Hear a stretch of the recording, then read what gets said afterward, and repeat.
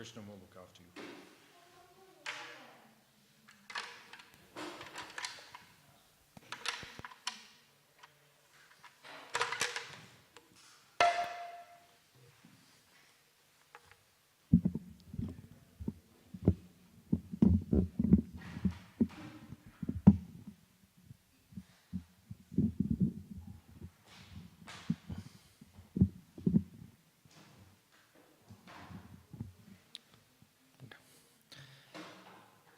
Jai Radha Madhava Kunja Bihari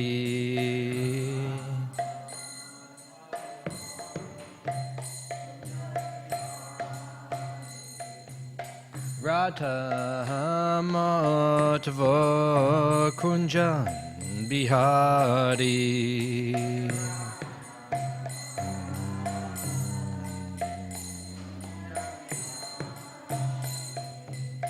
Gopi Jana Balaba Girivaradari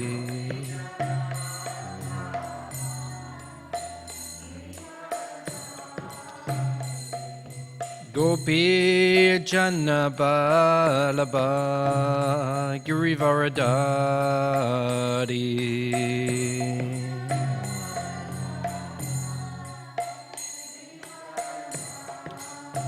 Yashodanandana Brajajanaranjana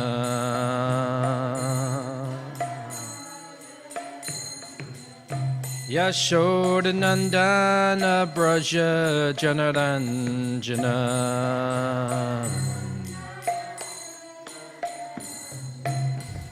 Jamuna Tira Vanachari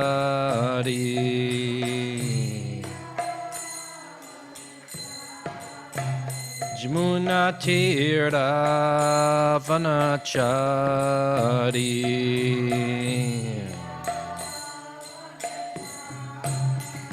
Jaya Radha Madhava Kunja Bihari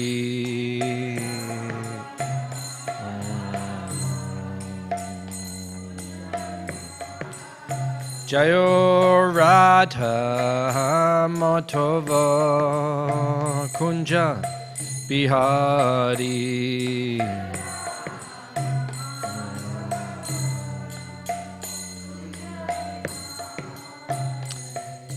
Gopi Jana Balaba Girivaradari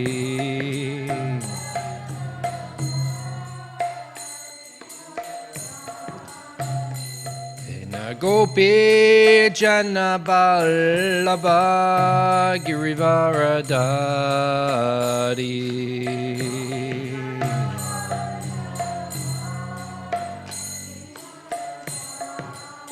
Yashodanandana Brajajanaranjana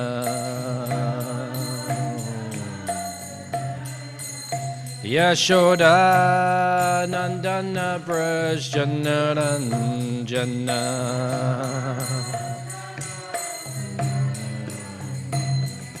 Jamuna Tira Vanachari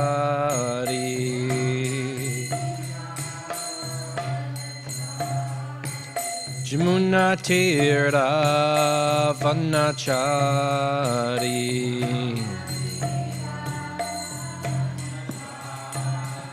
Jaya Radha Madhava Kunja Bihari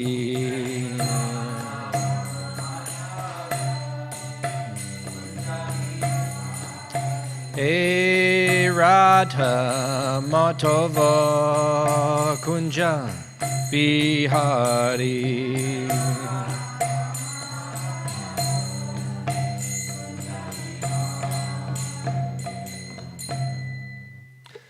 Jayam Vishnupad Paramahamsa Paragraj Ikacharya Ashtatala Satashishimmad His Divine Grace A.C. Bhaktivedanta Swami Śrīmad Prabhupada Ki Anantakoti Vaishnava Brindiki Grantaraj Śrīmad Bhāgavatam Ki Nitai Go Premanande. All glories the assembled devotees, all glories the assembled devotees, all glories the assembled devotees, all glories to Sri Guru and Sri Gauranga.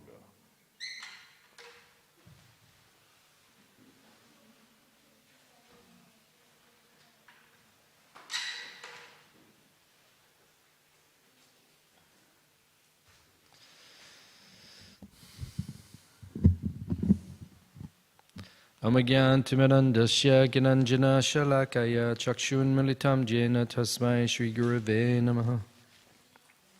Om Namo Bhagavate Vasudevaya. Om Namo Bhagavate Vasudevaya. Om Namo Bhagavate Vasudevaya. Reading from Śrīmad Bhāgavatam, Canto 8, Chapter 5, chapter entitled The Demigod's Appeal to the Lord, text number 33. Ambastuyad reta udara viryam Sidyanti jivant yutavardamana Lokayato takila lokapala Prasidatamna samaha vibhuti Ambastu yadreta udara viryam Sidyanti jivyant yutavadmana Lokayato takila lokapala Prasidatamna samaha vibhuti Ambastu yadreta udara viryam Sidyanti jivyant yutavadmana Lokayato takila lokapala Prasidatamna samaha vibhuti Ambastu yadreta udara viryam Sidyanti jivyant yutavadmana Lokayato takila lokapala Prasidatamna samaha vibhuti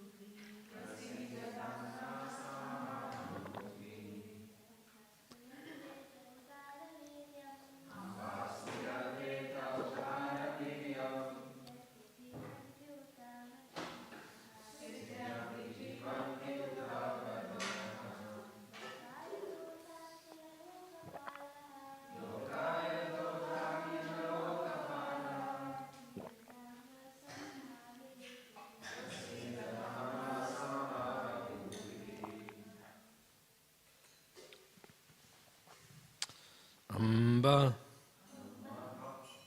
the masses of water seen on this planet or on others.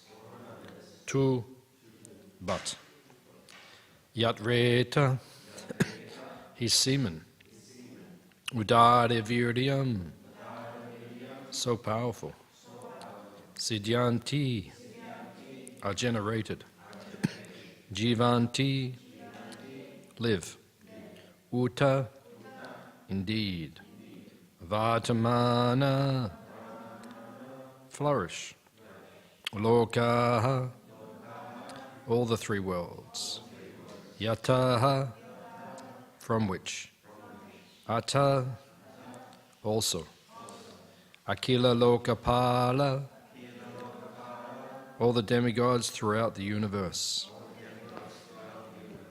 Prasidatam, may be pleased, Na, upon us, Saha, he, Mahavibhuti,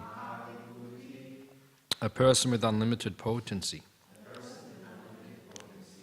Translation and purport by His Divine Grace, A.C. Bhaktivedanta Swami Srila Prabhupada. The entire cosmic manifestation has emerged from water, and it is because of water that all the living entities endure, live and develop. This water is nothing but the semen of the Supreme Personality of Godhead.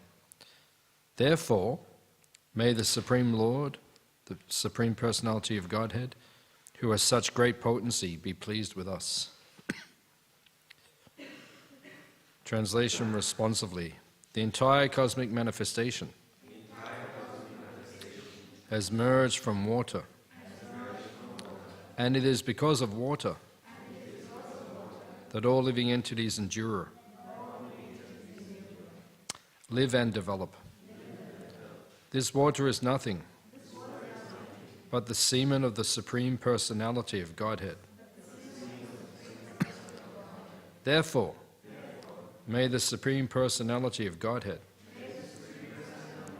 who has such great potency, be pleased with us. Purport. Despite the theories of so-called scientists, the vast quantity of water on this planet and on other planets are not created by a mixture of hydrogen and oxygen. Rather, the water is sometimes explained to be the perspiration and sometimes the semen of the Supreme Personality of Godhead. It is from water that all living entities emerge, and because of water they live and grow. If there were no water, all life would cease. Water is the source of life for everyone. Therefore, by the grace of the Supreme Personality of Godhead, we have so much water all over the world.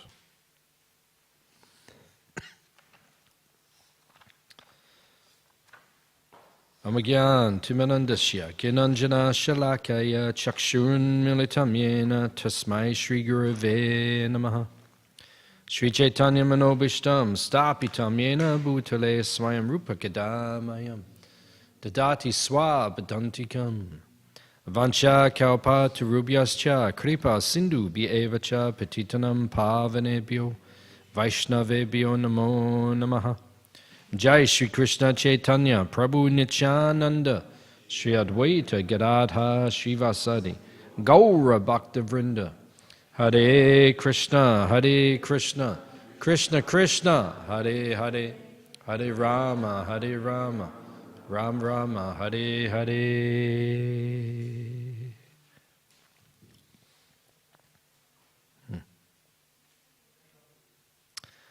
So it's famous pastime in Śrīmad Bhāgavatam, the pastime of Gajendra Moksha. Gajendra means Gaja Indra, and Gaja means elephant, Hati. We call elephant. Just like the Pandavas or the Kauravas, they used to have a capital called Hastinapur. Hasti means city of elephants. Imagine if you had a city of elephants. Just like we have Singapore. Singapore means city of lions. So if you walk around Singapore, do you see lions walking around? You don't see it. But if you went to Hastinapur 5,000 years ago, you're walking around the city, there are elephants everywhere. Elephants means opulence. They're a sign of good fortune. You see, like there we have the two elephants. They're auspicious. When the elephant is there, it is considered very auspicious. You see in South India, they have many parades. Even in Mayapur we have. We have parades with the elephant. Wherever the elephant is there, the gaja, the hati, the hasti, that is considered auspicious. Even sometimes the elephant becomes angry. If you look on YouTube, you look up angry elephant, South India. I'm not telling you to do this, I'm just saying if you did, then you would see sometimes they get angry. But because they're considered auspicious, no one will touch them. They won't harm them. They just let them do their thing. But sometimes they get so angry and they smash everything. Indra Swami said the first time he went to South India in the 1970s, he was there and there was an elephant parade and the elephant was going down and the elephant went crazy and just started smashing all the shops and doing everything. But they're considered auspicious, Mangala, so therefore we do not harm them. So it means city of elephants. This is called Hastinapur. Or Singapore means city of lions. So this is Gajendra, Moksha. Gaja means the elephant. Indra means the king of the elephants, Gajendra. So he was the greatest of the elephants. It's a very significant pastime because Gajendra entered into the water, we've heard the pastime, and he was fighting with the crocodile. So Makara, the crocodile, the monster that lives in the water, they are terrifying actually. Have you seen them? Have you seen them in like real life when you're around? Yeah, if you go up north, I went to Cape Tribulation a few times, right up above Cairns, like north of Australia, right? And they're everywhere. When you cross the river, you see them, they're just like on the side of the river, but they're terrifying.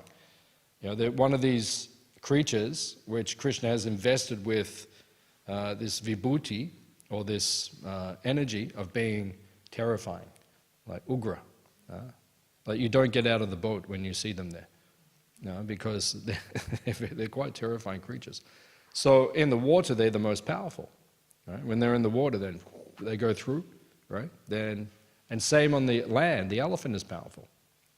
So then you have these two powerful entities, and it's a very interesting pastime. Then Prabhupada draws the analogy that the crocodile is stronger in the water, the elephant is stronger on the land. So Gajendra was in the water, he was attacked, so he was in his weaker position. And right at the time when Prabhupada was writing this was 8th canto. So it would have been 75, 76, around about that time. You see, Prabhupada really sped up, because 73 or so, he was writing canto 3, right? And then 74, I think, he mainly wrote Chaitanya Charitamrita. He stops the Bhagavatam, just delivers Chaitanya Charitamrita. And then I was listening yesterday, actually, I was listening to Rameshwara Prabhu, who was, Prabhupada is in charge of BBT at the time. And the famous pastime is there in Lilamrita. And Srila Prabhupada was walking down the beach, and then Rameshwara and a few devotees were with him. And then they were discussing, because Prabhupada, started translating Chaitanya Charitamrita. So he wanted to publish because he wanted to get back to Bhagavatam. So Prabhupada said to Rameshwara Prabhu, how long will it take to publish? He said, we can do 1 volume per month. 17 volumes, so okay, 17 months. So, Prabhupada was like, okay, let's double it, change the time. So that would make it half of 17, so it would be like 8 months or so. 8, 9 months. 8, 9 months, whole Chaitanya Charitamrita. Right, produced all the artwork, the printing, the editing. It's a lot of work. So the conversation kept going as they walked down the beach, and Prabhupada was, very insistent. And then Prabhupada was obviously thinking, 8 or 9 months, too long to wait. Prabhupada said 2 months. 17 volumes, 2 months. He stopped, put his cane down. 2 months. Ramacharya was like struck. And so he said to Prabhupada, he said, Prabhupada, it's impossible. And then what did Prabhupada say? Impossible is a word in a fool's dictionary. Put the cane down and walked off. So Rameshwara Prabhu, he offered obeisances right there on the beach and ran back to the BBT. Because he didn't have a second to waste. He went straight back to the BBT. Got there, he said to everyone, 2 months, whole thing. Everyone was like, what's happening? 2 months, whole. So they were going 24 hours a day. Just taking shifts. Everyone, all 24 hours a day. Artists were. And Rameshwara Prabhu said it became transcendental madness. Because devotees only sleeping like 5-6 hours, for 2 months, just everyone was becoming mad, right? Hardly eating, just eating a little bit, keep going back. And then they were doing their paintings, the artists were painting. So they would paint, and then because they had to get the paintings finished, it's a lot of artwork. If you look in Chaitanya Charitamrita, there's a lot of artwork there. So then the next year they go and take rest, and then another artist would come in. Rameshwara Prabhu would say, finish this, keep painting. So artists, they don't like that. If you're halfway through a painting, someone comes and starts painting on your painting, how do you feel? Artists are very particular about these things. But he just wanted to get it finished, so he's telling them. And then the next artist would come back in the morning, see his painting. Hey, who's been touching my painting? Rameshwara says, okay, we'll just get this finished. Madness, everyone was going mad. And so they did it in 2 months. Because inside the order of the spiritual master is the potency to fulfill the order of the spiritual master. So the guru gives you an instruction, he also gives you the potency to fulfill the instruction. So if he says, Prabhupada says, the whole thing in 2 months, then yes, it's possible. But it was madness to do it. But they did it. Right? And I think Prabhupada said that everyone who worked on that, they will go back to Godhead. Prabhupada gave benediction. Great benediction. Devotees Swami worked on that, that project. So, while Prabhupada was doing this, he finished this, and then he went back to finishing Bhagavatam. And if you see Bhagavatam, he must have been working very fast, because after that, he must have gone like 6, 7, 8, 9, finishing the cantos, like very powerful pace that Prabhupada must have been doing. And then he got to this, which is 8th canto, this Gajendra Moksha pastime, and in the background in ISKCON, there were different leelas taking place. So Madhudvisa Prabhu, who was the GBC for Australia, and he actually brought this temple that we're all sitting in right now. Did anyone meet him, Madhudvisa Prabhu? You met him? Yeah, he came. Yeah, he's a very powerful devotee. Prabhupada called him Emperor of Kirtan, the Emperor. Devotees were there and they were saying to Prabhupada, oh, this devotee. Prabhupada said, yeah, he's very good Kirtan. This devotee, oh, he's very good. Then they said, Vishnu Jan. Vishnu Jan Maharaj, famous Kirtan. Prabhupada said, he's the king of Kirtan. And then someone said, Madhudvisa Maharaj. And Prabhupada said, oh, he is the emperor. His Kirtan very powerful. I did Kirtan with him a number of times. He led Kirtan here one time, Guru Puja. He was leading Guru Puja. I think it was 96 maybe, or 92. We had Prabhupada reunion. All the disciples came. And he led the Kirtan. And Prabhu Prabhu was playing the drum. And it was one of the most powerful Kirtans I've ever been in. Because Prabhu was young and he was like... And Madhudvisa Prabhu was like leading Kirtan. It was like very powerful Kirtan. And there's a video actually. We were in Burke Street Mall, 400 devotees. Kind of took over half of Burke Street Mall. And Madhudvisa Prabhu was leading the Kirtan and we're all dancing. You can see the video. It's very, very, very powerful. They started the Kirtan here. They went down on the corner. They got on the tram. And then they went in. The whole tram was devotees. And Madhudwiza Prabhu started leading kirtan.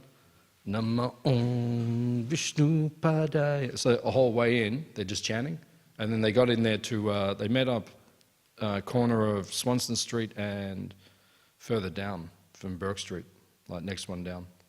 And then they started there, and then they came down. When they got to the mall, Korma Prabhu was trying to move everyone, keep everyone moving. But devotees just stopped in Burke Street, took over half the mall, literally, 400 devotees, and the kirtan just went crazy. And Madhudwiza Prabhu was in the middle, and everyone was dancing, and it was, really took over Melbourne like that. Sometimes Hare Krishnas do this, they just take over like that. Have to be very careful. We have to realize there's more people in the world than just us. But sometimes we take over for Krishna. So, at that time when Prabhupada was writing this, Madhudwiza Prabhu, he was a sannyasi. Right? And then Srila Prabhupada found out that he had a fall down. Right? He could not maintain his sannyas vows. So he fell down from sannyas. Actually, Prabhupada gave sannyas, but actually Prabhupada said it was like in wartime there's emergency. So say a war breaks out now. So we all have to start fighting. So then someone just grabs someone. The general just grabs someone. Okay, you're a captain. You're a lieutenant. You're a colonel. Okay. So Prabhupada said he knew that many of them could not maintain that sannyas vow, but he gave it to them. Come on, we have to preach. We have to spread Krishna consciousness. You'll be a sannyasi. You'll be a Maharaj, like this. So you see, of all the sannyasis, maybe only 50%, I think, 50% that Prabhupada gave sannyas to stayed sannyasis. Maybe less than that, I'm not sure. But not an easy ashram, not an easy vow. Sannyas, very powerful vow, actually. I tried to take sannyas in between my first marriage, my second marriage, but I realized I did not have the adhikar. Right? You really have to examine yourself. Right? It's a powerful vow, right, to take sannyas. So when I looked at myself honestly, I realized, no, I'm not ready for that. That's a very powerful. And Kadambakanand Swami and Janananda Maharaj, they were encouraging me to do like that, but you have to do it honestly. You cannot be mitchacha, you have to be qualified. Sannyas is a powerful vow. Otherwise you cause disturbance for yourself and for others. That's what Shastra says. So it's okay. You can be any ashram, you can make advancement, that's the point. Prabhupada is very merciful, Lord Chaitanya is very merciful. Any ashram we can make advancement. So he fell down from sannyas. But then, as people do, everyone was gossiping. Oh, did you hear? Maharaj fell down. Right? So then Prabhupada heard that everyone was spreading, that he had difficulty fall down. And then Prabhupada was very upset. He said, now you've made it very difficult for him to come back. Actually, this is personal business. This is between him and his guru. It's not between all of you. But everyone speaks. That's the nature of, did you hear? As soon as something happens, everyone... in Vedic society, it says bad news travels by itself. You don't even have to worry about saying it. It'll come. It will come. When 9/11 happened, the Twin Towers, when they came down, I was here chanting. It was about 5:30 in the morning. And one devotee came and he said, did you hear? There's only like hours after it happened. And I was just chanting japa. I didn't hear. We were asleep when it happened. He said, did you hear? So bad news travels by itself. You don't have to worry about sending it. It will come. So then, everyone was talking. Oh, Madhudwiza Prabhu, he fell down. Prabhupada was very upset. Why did you do that?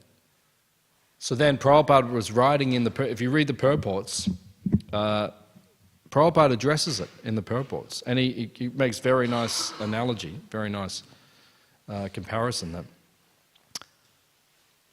you have to find out where you're stronger to practice Krishna consciousness. Are you better in the water or better on the land? For me, I can make more, me as a person, I can make more advancement as a grihasta, right? I can chant my rounds more peacefully because that is the essence of Krishna consciousness. Harinam Anukirtanam. That is the process. How do we make it? Most of our advancement comes from our chanting of Hare Krishna. Most of it. Right? If you chant very nicely, very deeply, you will make advancement in Krishna consciousness. What is going on here? What is this going on between these sisters in this material world? If you chant very deeply, you will make advancement in Krishna consciousness. So for me to chant in the position of a grihasta, my rounds will be better. I'll come closer to Krishna. For another devotee in the sannyasa ashram, that will be better, he or me. For another, it would be brahmachari. Someone else, it would be vanaprastha. Right? So it depends on your situation, because everyone is different. We all have different modes of nature. So because of our modes of material nature, then everyone will be more powerfully situated. So Prabhupada makes this analogy. So you have to see. Gajendra, right? More powerful on the land, he beats the crocodile. In the water, the crocodile beats Gajendra. Well, so Prabhupada makes this analogy.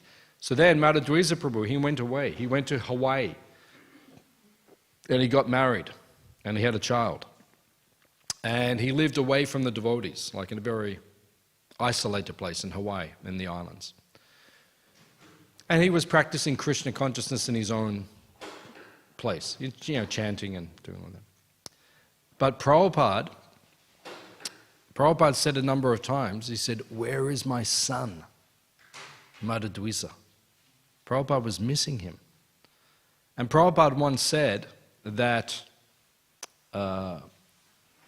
he said to Tamal Krishna Maharaj said to Prabhupada, he said, "Why are you always asking about Madhudvisa?"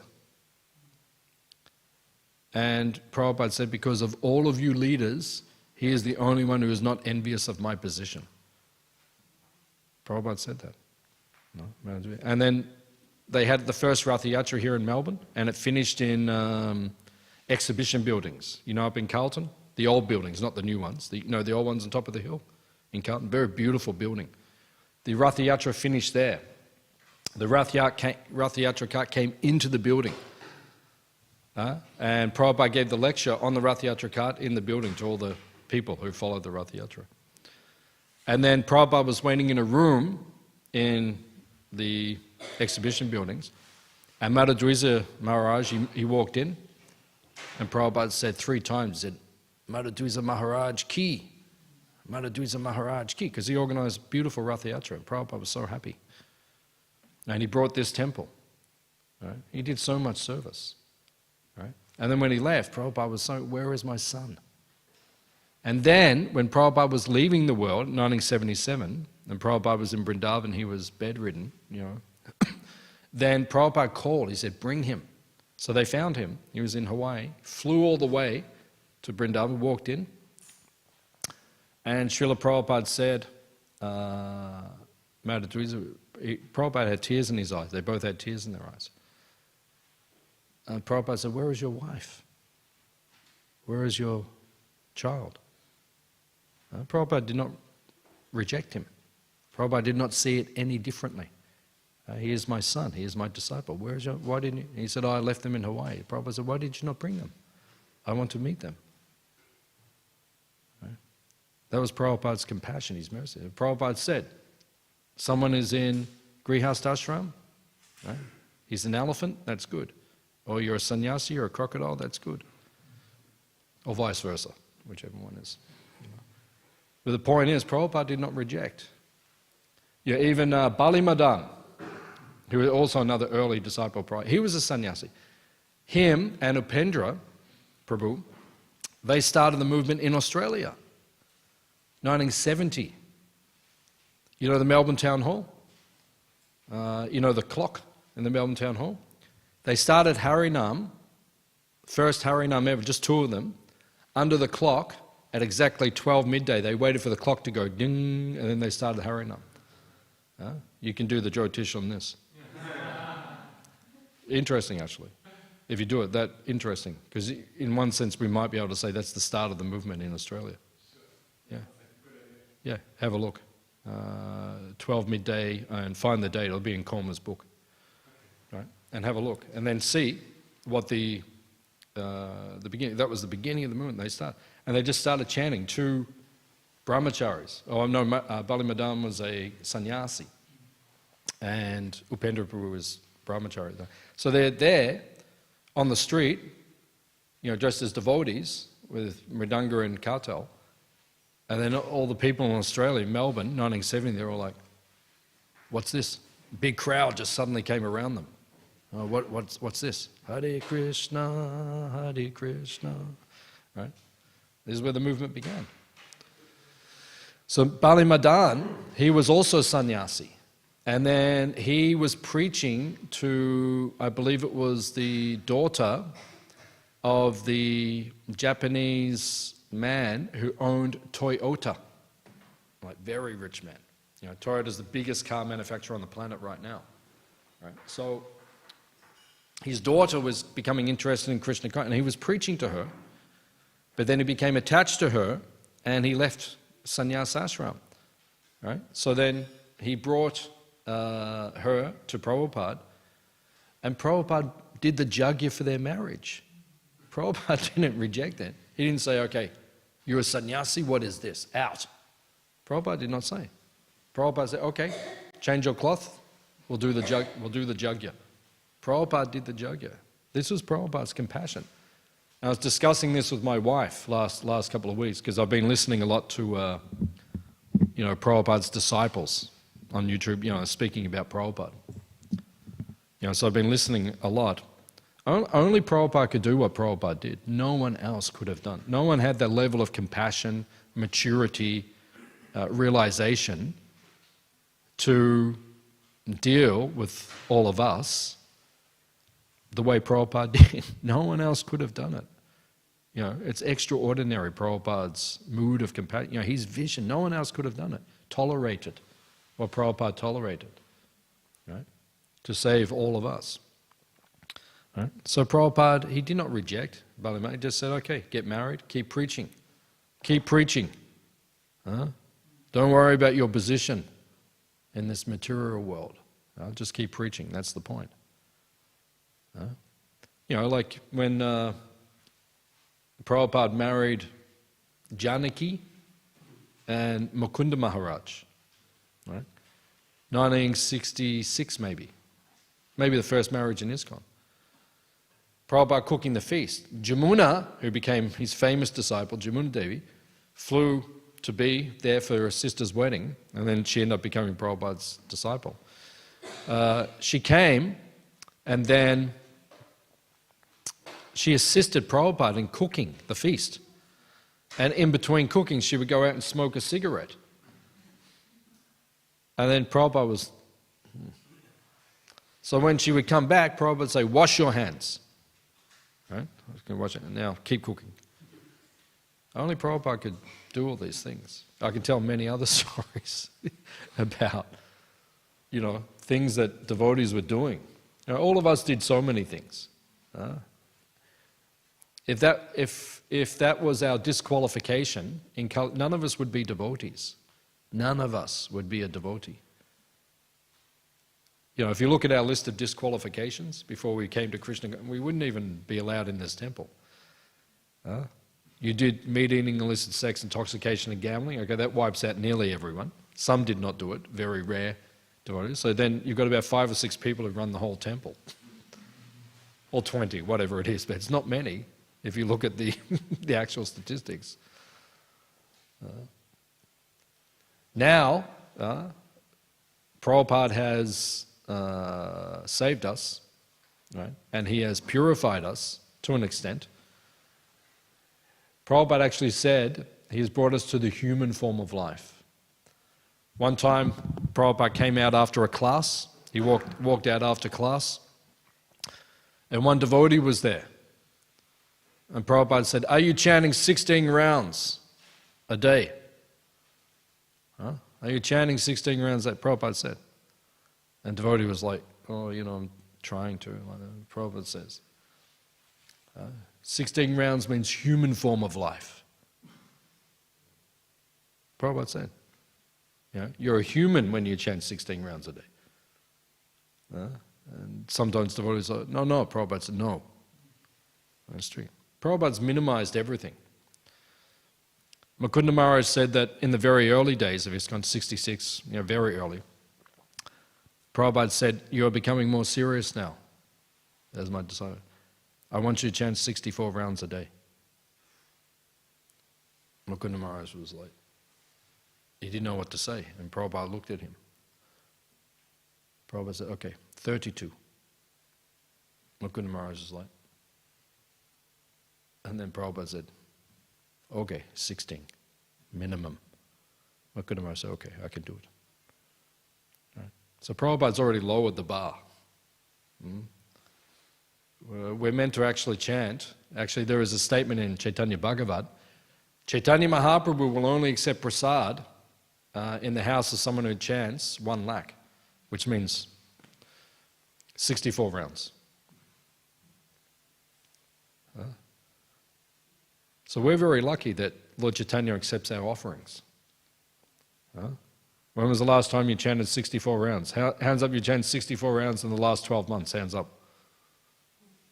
1, 2, 3, 4, 5. Oh, very good. 6, 5, I think. That's very good. Very good. Very good. 64 rounds. That's good. Supposed to be doing that every day. But then Prabhupada lowered the bar. Okay, 16, minimum. So that is the system, the transcendental system. So here, this pastime is a very significant pastime. In the history of ISKCON, International Society for Krishna Consciousness, in the Hare Krishna movement, it's a very significant pastime. Gajendra Moksha. And now, the demigods, because Gajendra is going back to Godhead, demigods are offering prayers to the Lord. So this particular verse, it talks about water, jal, pani. I remember years ago, 1994, I was doing Braj Mandal Parikram. We went around Vrindavan, 30 days, walking barefoot, 300-400 kilometers.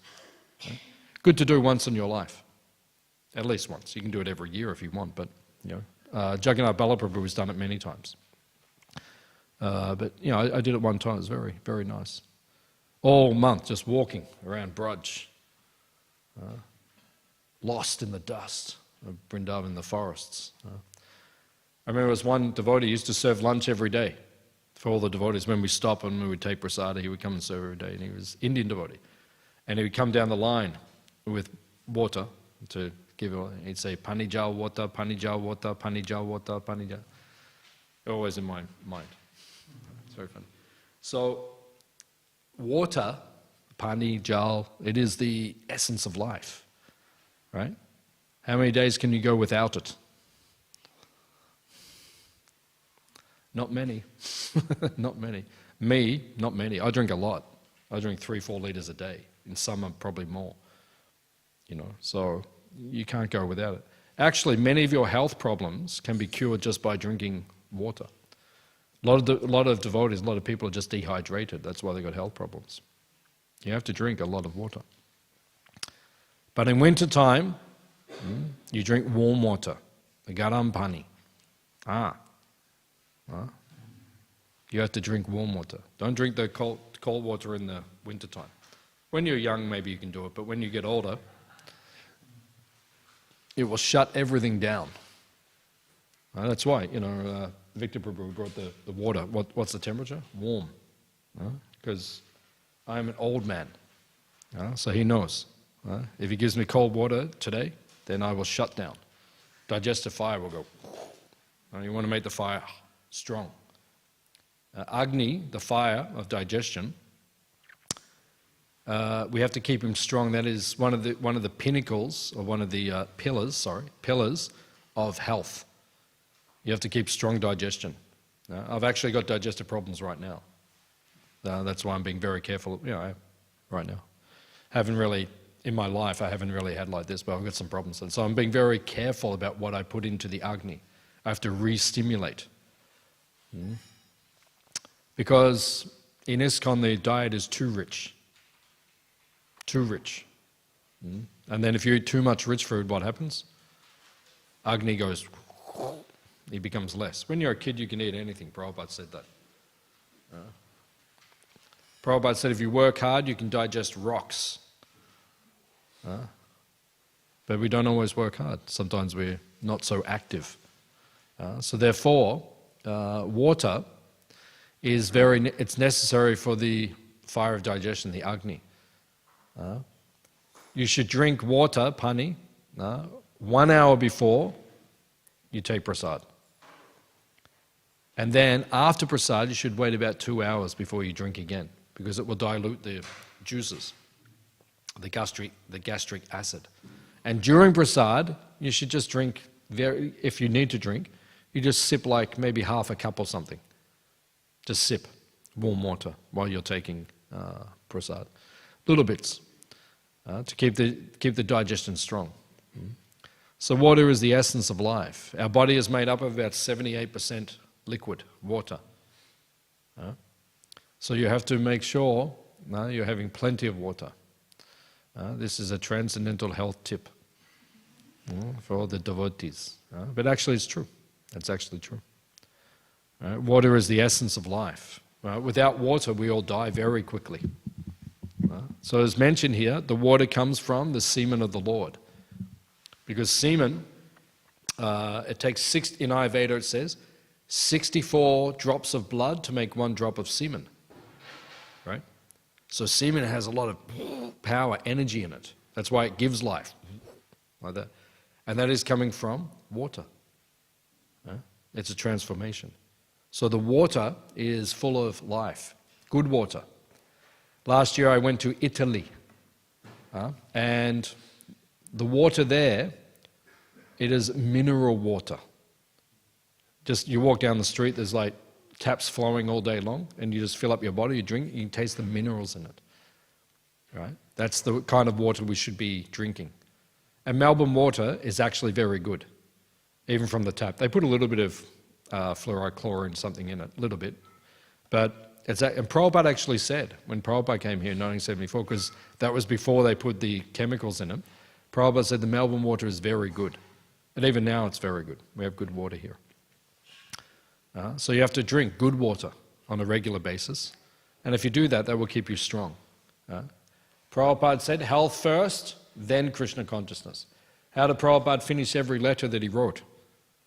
I hope this meets you in good health. Every letter that Prabhupada wrote. First your health, then your Krishna consciousness.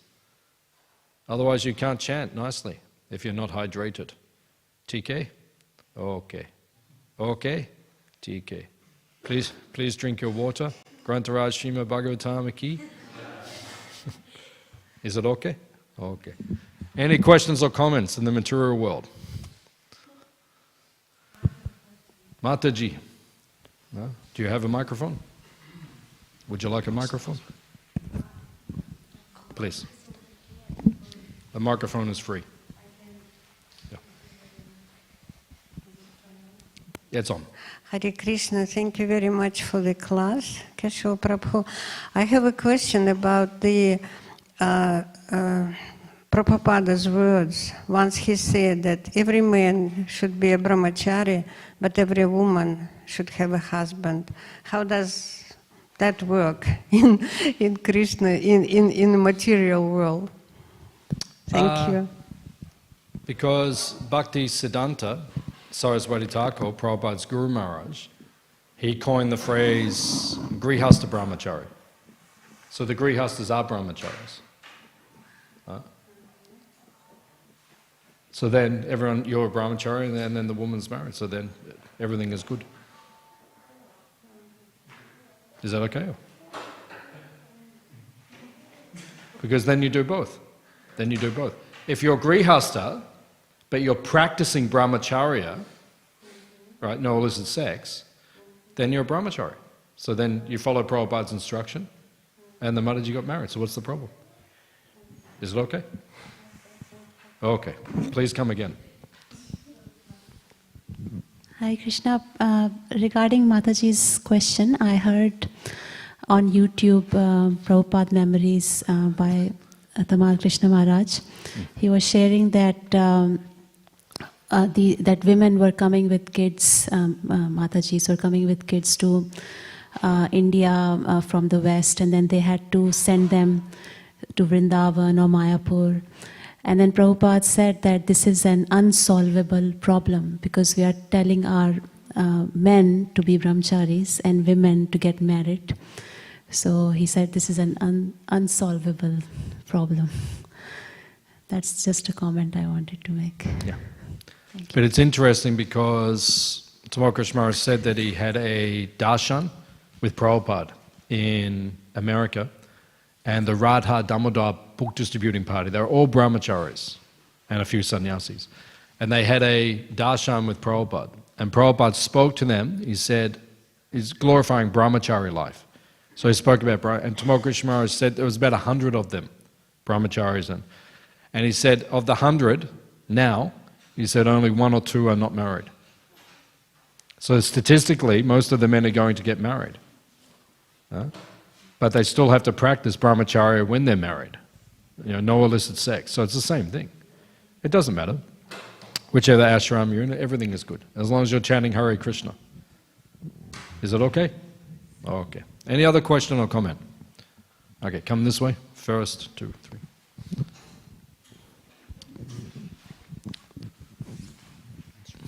Hare Krishna, Prabhu. Thank you for the nice class. Prabhu, you mentioned how Srila Prabhupada once said when he was walking down the beach that the word fool is the impossible is a word in the fool's dictionary. So my question is, sometimes we see some services, they look impossible. However, we try to do them and we still cannot do them. So does that mean we are fools, or does that mean like we don't have the spiritual power to fulfill that service? Like, how do we understand? Because Prabhupada said, when the spiritual master gives you the instruction, he also gives you the ability to fulfill the order. So if you're doing a service, did it come from your guru? Or did it come from your shiksha guru? Or did it come from some senior devotee who's representing the gurus? So if you're following that, then you'll be able to do it. But maybe if you just made up some service and then you can't do it, then maybe it wasn't given to you, so you haven't been given the power to do it. Does it make sense? Yeah. Krishna Shakti Vina. Krishna Shakti comes in parampara, disciplic succession.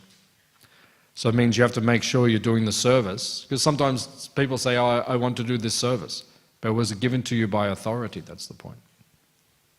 Is it okay? Thank you. Okay. Nikeshwari, and then. Hare Krishna. You mentioned at the end that first comes health and then comes sadhana.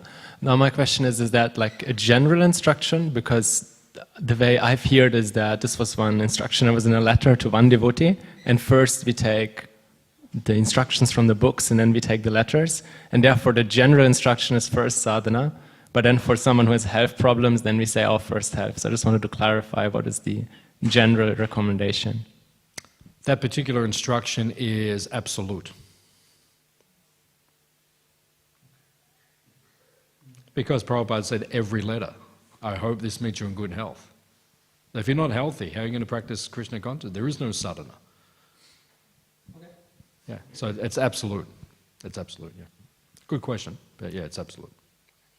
Look after your health first, then you can practice Krishna consciousness. Otherwise, you know, so many devotees, they get sick, right? Like Prabhupada took the dancing white elephants, his first 40 disciples, to India. Everyone got sick, right? And then they were all coming to Prabhupada, oh, Prabhupada, I need money for medicine. So then after some time, because it was costing too much, Prabhupada said, okay, first you have to fast for 3 days. Then after 3 days, if you're still sick, you come and ask me for medicine, right? So Prabhupada's point is you're just eating too much. 90% of health problems, right, are just devotees eating too much. My digestion's low right now, and I always have good digestion generally, but right now it's low, and then so I'm treating myself because I'm thinking, okay, too much rich prasadam is there, so now I've just got to reduce it. I'm not last 2 weeks I really haven't had ghee or oil for the last 2 weeks because it's just not working. You know, digestion's weak, so I have to bring it back up again. So health first, then Krishna consciousness. Otherwise it affects my sadhana, it affects my moods, it affects everything. My wife said she would divorce me if I don't fix everything. Hey, stop laughing. No, because it's like that. If you're not healthy, you can't practice Krishna consciousness like that. So yeah, it's an absolute instruction. Hare Krishna, Prabhu. Early on, you mentioned that you feel comfortable chanting in Grihastra ashram. So how can one understand which ashram he will feel comfortable chanting? Okay, if you're a brahmachari, one sannyasi said this in one class many years ago, because sometimes devotees ask that, should I get married, should I not get married? So if you're a brahmachari, and while you're chanting your japa, you're thinking, should I get married, should I not get married? Then get married. Because that's not what you're supposed to be doing while you're chanting japa. So it's easy. And then if you're grihasta, and then if you're thinking, should I stay married or should I not? Then it's too late. You already got married. So it's too late now. You can't say, oh, sorry, I want my money back. It's too late. You did it. Yeah, sometimes grihastas come to me and they say, oh, Prabhuji, it's so difficult. You chose it, man. It was your choice. Don't come now. Now you have to learn how to be a grihasta. That's the point. How to be a grihasta. And then it's another interesting point, some men, they get married, and then they say to the wife, I don't want to have children, right? That's not grihasta ashram. You have an obligation. You have a duty. If the wife wants children, you have to give, right? You have to at least try, because it's not easy actually, but you have to give. Otherwise, you're not doing your grihasta dharma. My wife and I, when we got married, then, I was 45 when I married Atui, my second marriage, and then I said, I don't want to have kids, because I'm 45. If I start now, then, 55, I have a 10-year-old, 65, I have a 20, it's like, not the right time of life. If I was young, no problem, but, And she said, okay, we agree. But then when we got married, the desire came up in both of us, and we talked about it, like that. And I said to her, if it's too strong in you, then okay, we will do it.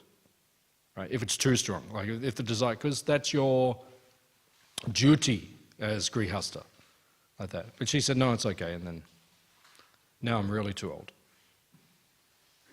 Now I'm 55, so now if I'm having a child now, like, when they're 20, I'll be 75, doesn't make sense.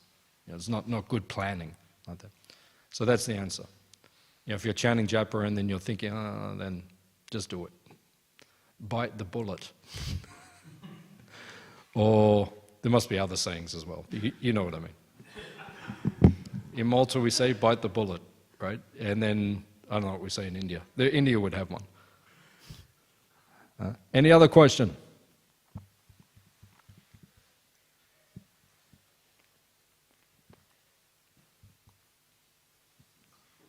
Okay, Srila Prabhupada ki. Gauranga. Nityananda.